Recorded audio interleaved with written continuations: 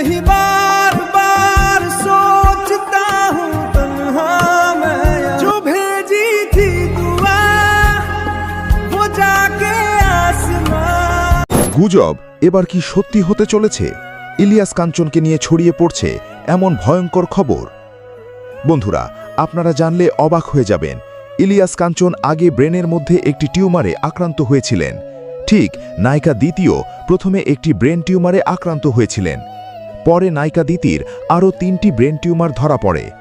এরপর তাকে কেমোথেরাপি দেওয়া হয়, টিউমারগুলো অপারেশনও করা হয়। কিন্তু অপারেশনের পর নায়িকা দ্বিতীর শারীরিক অবস্থা এতটাই খারাপ হয়ে গিয়েছিল যে তিনি নিজের মেয়েকেও চিনতে পারছিলেন না।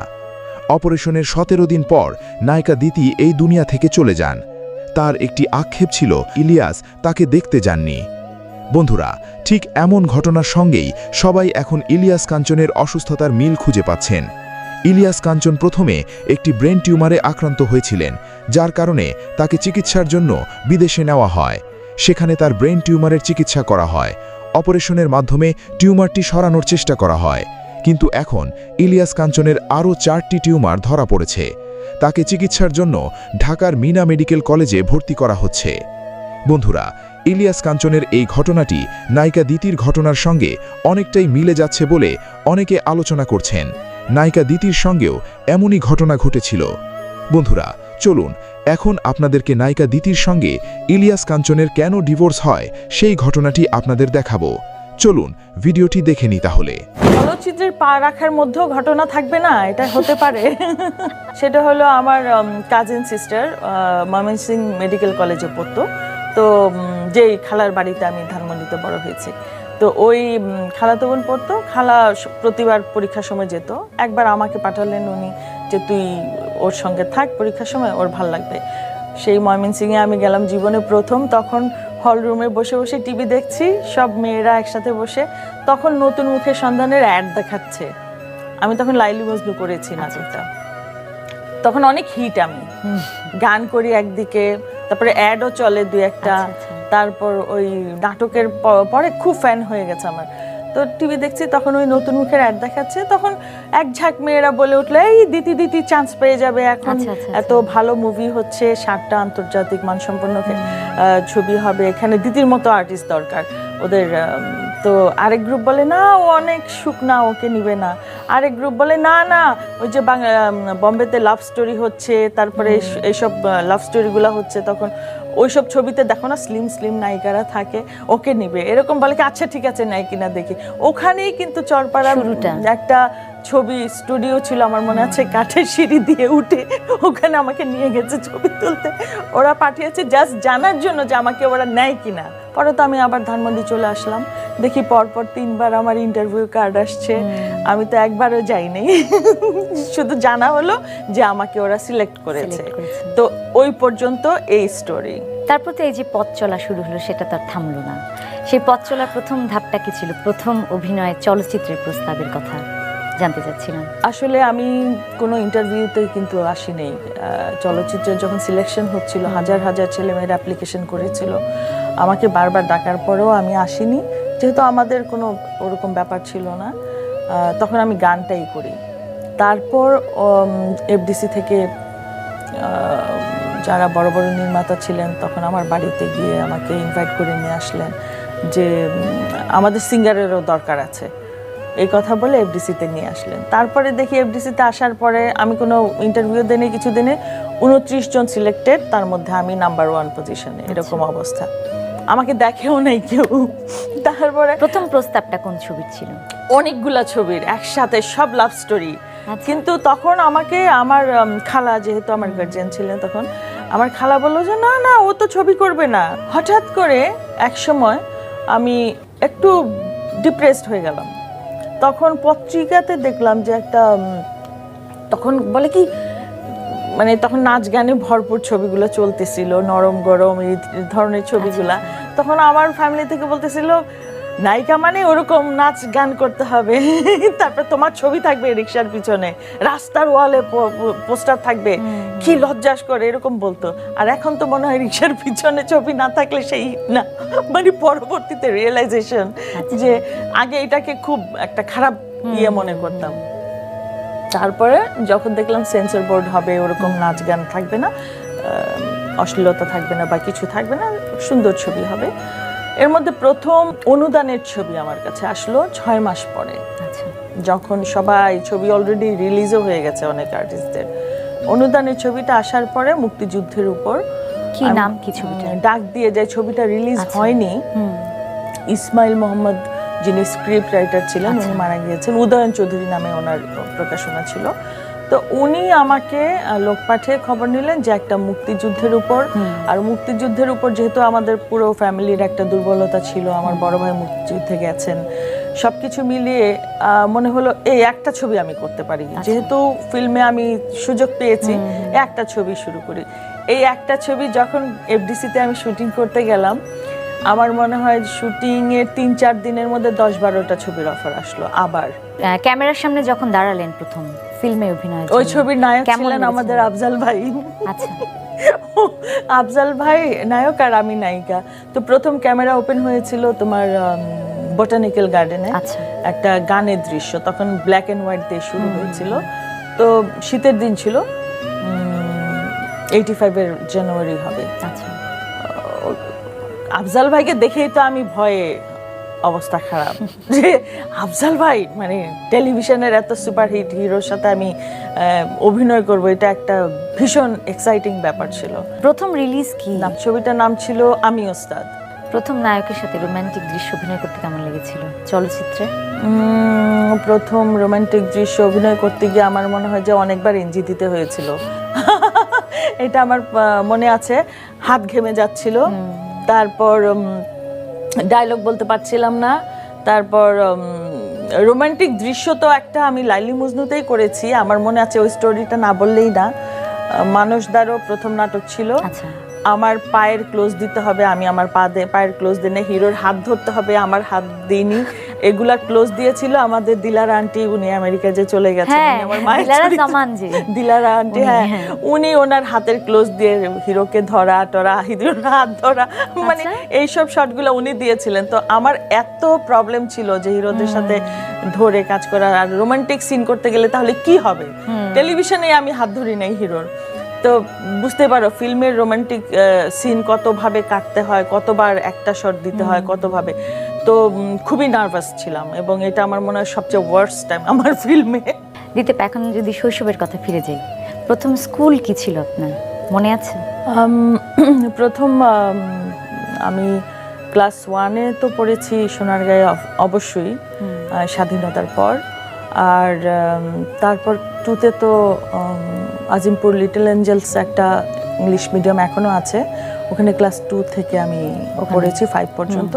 তারপর আবার সোনারগাঁয়ে পড়েছি, কলেজ করেছি ইডেন কলেজ, ওখান থেকে পাশ করে আবার আমি লালমাটিয়াতে ভর্তি হয়েছিলাম যখন আমি চলচ্চিত্রে আসি, কিন্তু ওখানে আর কলেজ করা হয়নি লালমাটিয়াতে। ইডেন পর্যন্ত শেষ আমার পড়াশোনা। প্রথম হলে গিয়ে সিনেমা দেখার অভিজ্ঞতা কেমন ছিল? কোন ছবি দেখেছিলেন?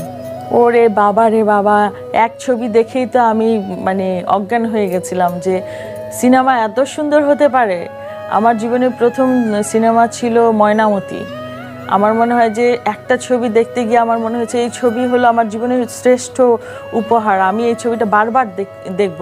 আমি এই বায়না ধরে আমার মনে হয় যে 4-5 বার দেখতে গিয়েছিলাম। তারপর সেকেন্ড ছবি তোমার অবুঝমন। ময়নামতি অবুঝমন একই সময়কার ছবি বোধহয় হবে। আমি সেই সোনারগাঁও থেকে এসে ছোট্টবেলায় এই ছবি দুটো দেখেছিলাম নারায়ণগঞ্জে। আচ্ছা, প্রথম ভ্রু প্লাকের কথা যদি জানতে চাই, কবে ভ্রু প্লাক করেছিলেন? একটু বড় হয়ে ওঠার পরে? আমি আসলে এক এক সময় মাঝে মাঝে আমার ভ্রু কিন্তু এমনিতেই চিকন, আমি চলচ্চিত্রেও কিন্তু প্লাক ছাড়াই অভিনয় করেছি। এটা যেমন এখনো আমার অতটা শার্প নাই, আমার ইচ্ছা হইলে করি, ইচ্ছা হইলে করি না। তো প্রথম করেছে আমার মনে হয় যে চলচ্চিত্রে আসার পরেই হবে। প্রথম শাড়ি পরেছিলেন কবে? কেমন লেগেছিল? সেটা প্রথম শাড়ি পরেছি, এটা যদি বলো এখানেও স্টোরি আছে। আমি ম্যাট্রিক পরীক্ষা দিচ্ছি, পরীক্ষার হলে ইকোনমিক্স পরীক্ষা ছিল আমার মনে আছে, নারায়ণগঞ্জে গার্লস স্কুলে আমার সিট পড়েছিল। আমার আবার শিল্পকলা একাডেমিতে এসে জিয়াউর রহমানের একটা প্রোগ্রাম করতে হবে, গান গাইতে হবে, ওখানে লাল শাড়ি পরতে হবে, লাল শাড়ি লাল ব্লাউজ, সারা রাত শাড়ির প্র্যাকটিস করেছি। পরীক্ষার পড়া, ম্যাট্রিক পরীক্ষা, কিন্তু পড়াশোনা রেখে প্র্যাকটিস করেছি। আর সকালবেলা পরীক্ষা, 1.5 ঘন্টায় পরীক্ষা দিয়ে খালি গেটের দিকে তাকাই আমার গাড়ি আসছে কিনা। তারপরে সেই শাড়ির প্যাকেট গাড়িতে রেখে আমি হলের থেকে বের হয়ে কোনো রকম 1.5 ঘন্টার পরীক্ষা দিয়ে হলে খাতা জমা দিয়ে আমি ঢাকায় চলে এসে প্রোগ্রাম করেছিলাম। আমার মনে আছে সেদিন প্রথম শাড়ি পরা, সারা রাত প্র্যাকটিস করেছিলাম।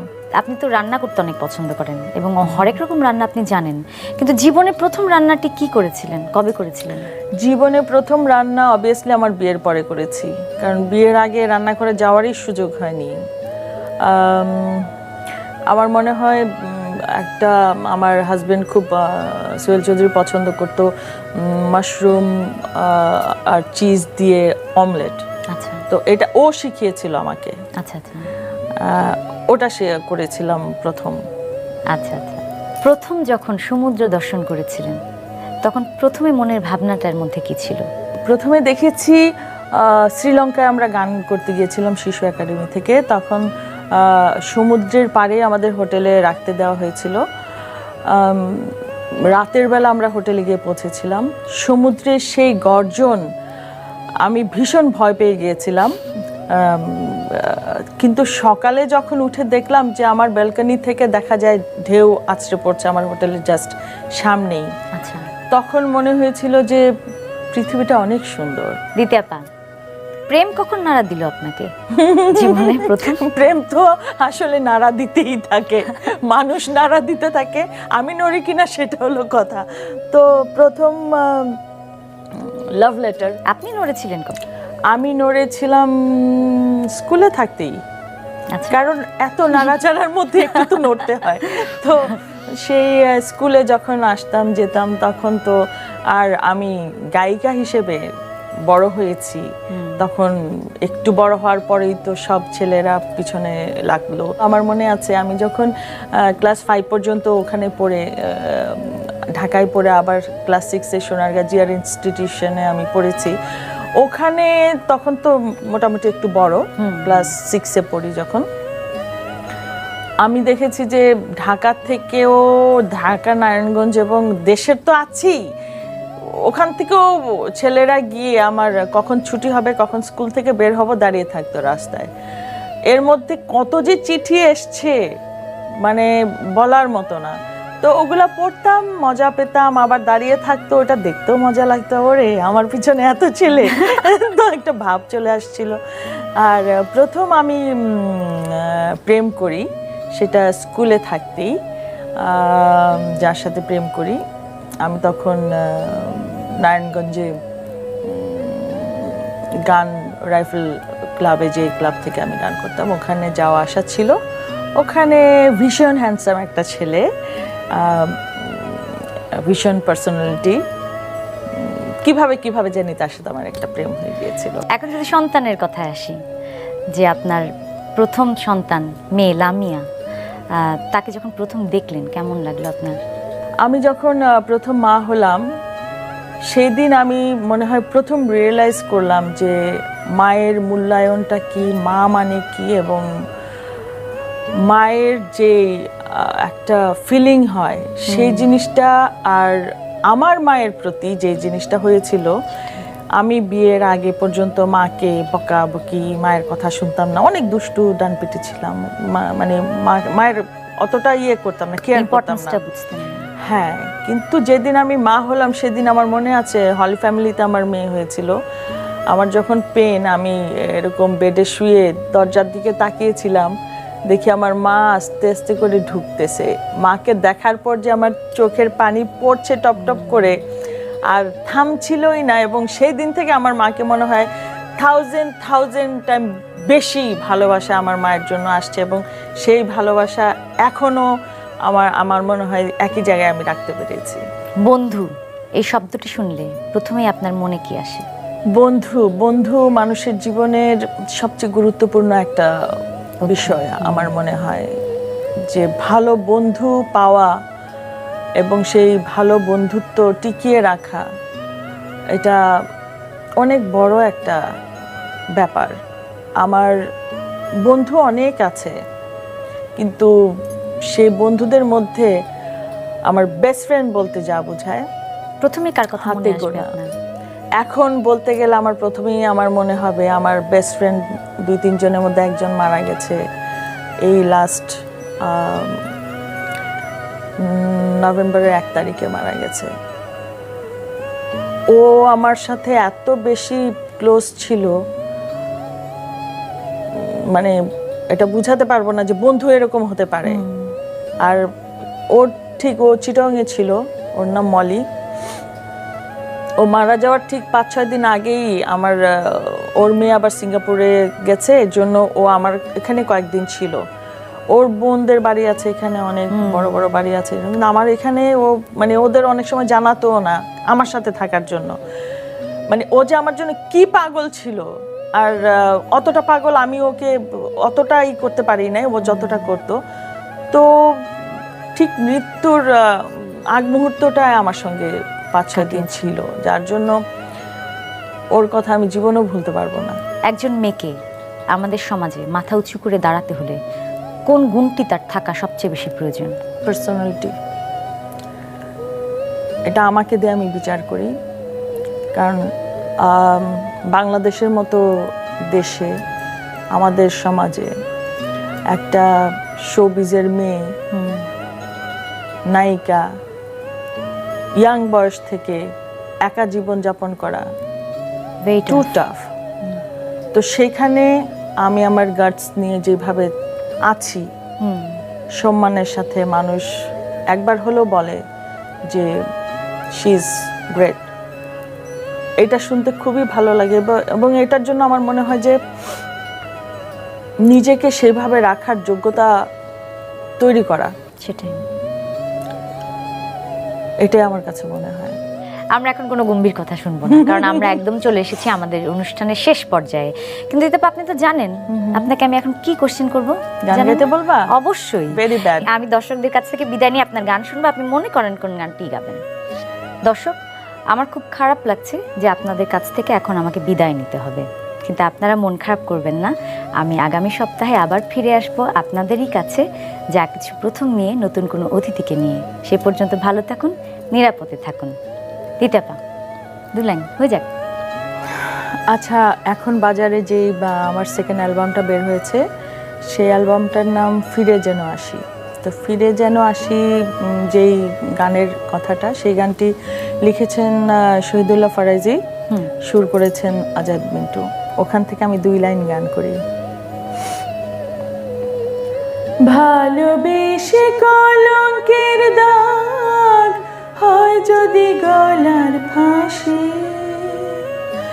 ভালোবেসে কলঙ্কের দাগ হয় যদি গলার ফাঁসি, তবু তোমার কাছে বারে বারে ফিরে যেন আসি, ও তবু তোমার। বন্ধুরা, ভিডিওর শেষে একটাই কথা বলতে চাই, সবাই ইলিয়াস কাঞ্চন সাহেবের জন্য দোয়া করবেন, কারণ তিনি এখন যে অবস্থাতে আছে, মহান আল্লাহ তাআলা তাকে যেন সুস্থ করে দেয়। এই মানুষটি যেমনই হোক, তিনি যে যদি কোনো ভুল কাজও করে থাকে, আমাদের উচিত তার জন্য দোয়া করা, কারণ তিনি দেশের মানুষের জন্য এমন একটা কাজ করেছিলেন, তিনি মানুষের জন্য নিরাপদ সড়ক করার চেষ্টা করেছিলেন, যাতে কোনো মানুষের সাথে দুর্ঘটনা ঘটে।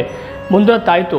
এবং নায়িকা দিতির সাথে তার ব্যাপারে যে ঘটনাটি ঘটছে এবং যে শেয়ারটি হচ্ছে, সেটা নিয়ে এখনও সবার মন্তব্য একটাই জোড়া, যে এমনটি হতেও পারে, নাও পারে, তাই না? তাই বন্ধুরা, আমরা না জেনে না শুনে কোনো কিছু ভেরিফাই না করে এমন তথ্য শেয়ার করা থেকে আমরা বিরতই থাকবো, তাই না? ভিডিওটি ভালো লাগে লাইক করবেন, কমেন্টে জানিয়ে দেবেন। ততক্ষণ নিজেদের খেয়াল রাখতে ভুলবেন না। ধন্যবাদ।